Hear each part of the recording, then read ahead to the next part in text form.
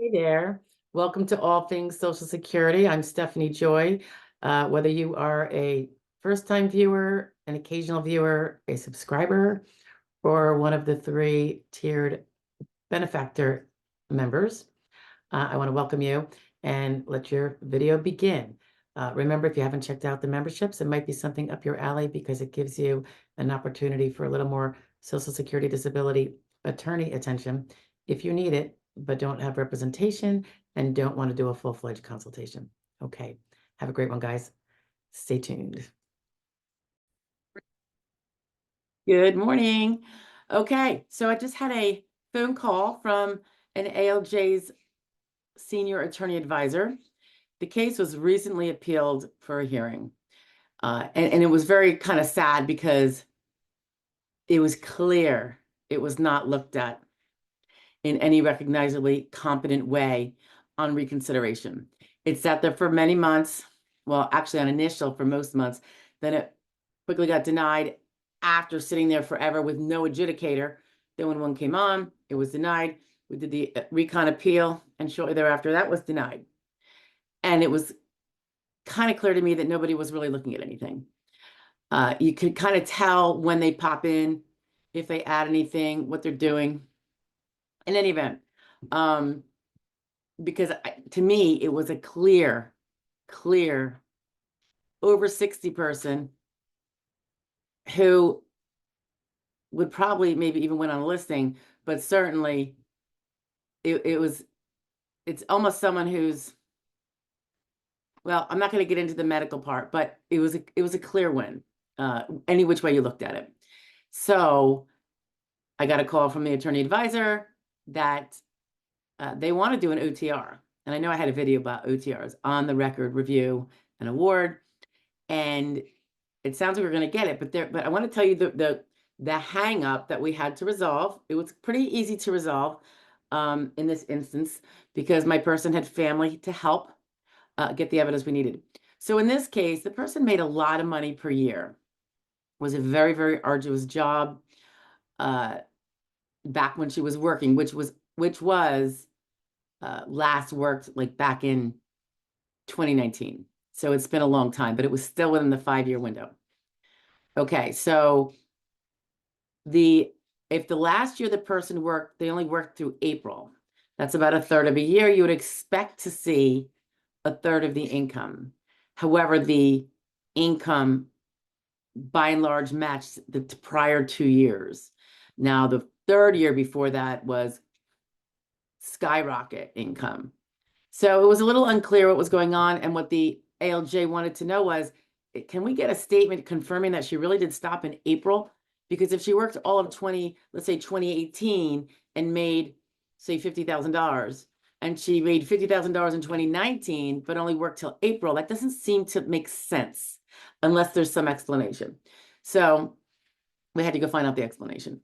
And as it turns out, both 18 it was all assignment work. So the person only worked on a 4-month assignment and made the 50 grand, whereas, and then the same thing happened in 2019. In the year prior, it had been a full 12-month project. It actually was like a 2.5-year project, but we're talking about, calendar years. So that was the last bit of confirmation that the judge would need to give a fully favorable award on the date we said she was disabled, which was that, last day of work, day after the last day of work back to 2019. Otherwise, I would have expected, let's say that couldn't be confirmed. I don't know what they would have done. We did get confirmation because we were able to get from the employer who keeps all these assignment type of workers in their system. Like, they're technically on their employee ranks. They're just not getting any assignments. And they get a very high daily rate. I mean, very high. But they only get it for the days they're on assignment. And apparently, it's just a very robust assignment. You're working day after day after day after day. You don't really have breaks. So we did get the calendar of the assignments that started what day to what day that this person worked on from the employer, which was great. And I don't know how that would be if the person wasn't still connected with that company. Not that she's communicating with the company, but the company still has her on the books because that's what they do. Because uh, it's a W-2 person, mind you, but they'll come in for another assignment, not this person. And that's definitely not going to happen. But that took us maybe a week to get that. And then I got it in and I got a confirmation from the very professional and nice senior attorney advisor who advised that she did receive it and that should be it. It'll clinch it and they can make the decision. And then we can have that OTR, which is great because it's been like a 2 year. I want to say it's been 2 years because of that initial stage where she was stuck without an adjudicator for, a year or whatever it was. Pardon me, guys. I know my hair's in my face. It keeps flying in my face. But anyway, good news. So with an OTR, and that's not that unusual. Sometimes there is that was a weird case, but there is sometimes when the numbers don't look like they're driving, like, are you sure that's the onset date? And this is where it was able to be resolved. I think if we didn't have this statement from the employer, that the printout of the assignment dates, and it was signed by the employer, like supervisor or whatever, I think it would have been okay to do a 795, SSA 795, where the person is concretely answering the question of, yes, I did stop here. Now, it would have been difficult in this case because the person couldn't articulate why those incomes were different. There's a little bit of cognitive loss here, and that's one of the major, aspects of this case. But if there was a sworn up and down that say April so-and-so was the last date worked, if family members said it, and we had maybe 795s from them too, I think it still would have worked. But I always like to get the irrefutable because I don't want to see a judge get frowned upon. I want to give them the strongest evidence so they can make the decision with the most confidence and have little to no chance of getting overturned by the auditors, right?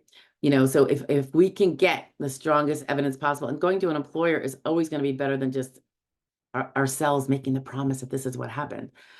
That'll work usually if that's all there is, but you really want to take the extra step and get the best evidence possible because you want to secure that award or that favorable decision in a manner that leaves you less chance of it getting reversed or overturned or what have you, right? Because we want a final ending to everything where there is a flat out, preferably fully favorable decision.